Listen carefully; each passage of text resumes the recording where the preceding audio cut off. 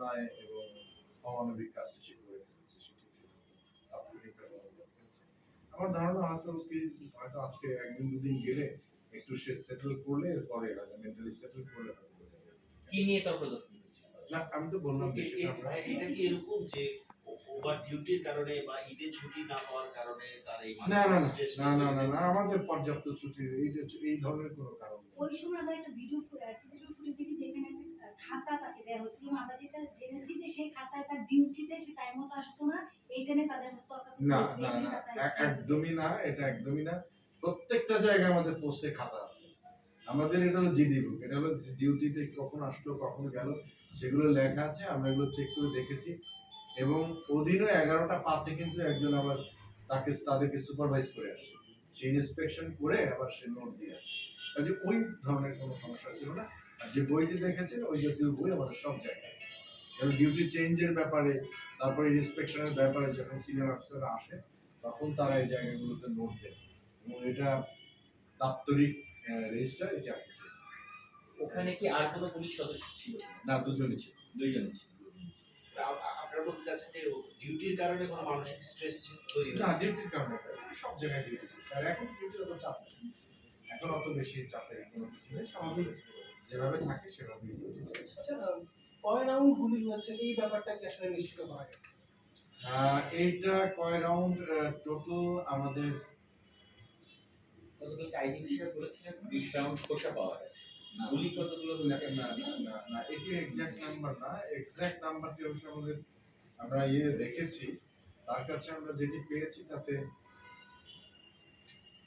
বোধহয় 8 রাউন্ড বা 9 রাউন্ড সে ছুঁড়েছে।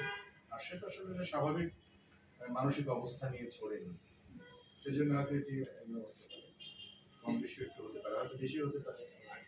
সিসি ক্যামেরার যে ফুটেজ দেখা যাচ্ছে সেখানে দেখা যাচ্ছে যে প্রথম গুলিটার পরে সে বাইরে থেকে এসে আরো কয়েক রাউন্ড গুলি করলো, মানে যেটাতে মনে হচ্ছে আক্রোশটা অনেক বেশি। এরকম বাইরের থেকে এসে না, ভেতরে একটা গুলি করেছে, ভেতরে তারপরে পড়ে যাওয়ার পরে তারপরে এবং আমি তো বললামই আপনাকে এটা সাইকোলজিক্যাল ব্যাপার। তার কারণ একটা যে কোনো জায়গায় শুধু এই ইনসিডেন্ট না, যখন কেউ একটা বড় ধরনের অন্যায় করে ফেলে, রাস্তায় যখন বা আমাদের যখন বাইরেও দেখি আমরা এই ঘটনাগুলো ঘটে, কেউ যদি একবার কাউকে আঘাত করে, বড় ধরনের আঘাত করে, তারপর সে কিন্তু সারিয়ে ফেলে, এরপর সে একাধিকবার করতেই থাকে।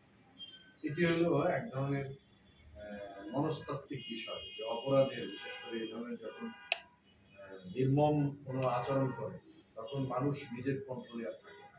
এটি শুধু এর ক্ষেত্রে নয়, এটা অনেকের ক্ষেত্রেই আমরা দেখেছি আমাদের স্টাডি, যে তখন সে দেখা যায় যে একবারে পুরো ম্যাগজিন খালি করে ফেলেছে। তার কারণ হলো যে ম্যাগজিন খালি, এটা কিন্তু স্ট্রেসের কারণে, সে স্ট্রেসটা নিতে পারে না। এটি যদি অন্য বিষয়, অন্য আলোচনার বিষয়, যদি সেগুলো সেই কারণে অনেক সময় হয় যে ধরেন একটা বুলেটেই কাজ হয়ে গেছে, তারপরে দেখবেন যে হয়তো 20 রাউন্ড খরচ করে ফেলেছে শুধু শুধু, তার কারণ সে আউট অফ কন্ট্রোল থাকে। একটা প্রশ্ন হলো যে এই ধরনের আচরণ কতটা নিয়ন্ত্রণহীন হলে এই ধরনের আচরণ করতে পারে বলে আপনার মনে হয়?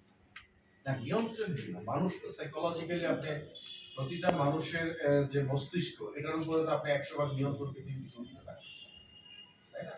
তো আমাদের সেই জায়গাগুলোতে আমরা কাজ করি, আমাদের যত কাজকর্ম আছে সেগুলো আছে। এখন উত্তেজনার বশবর্তী হয়ে যে দুর্ঘটনা ঘটে এটি কিন্তু বিরল নয়।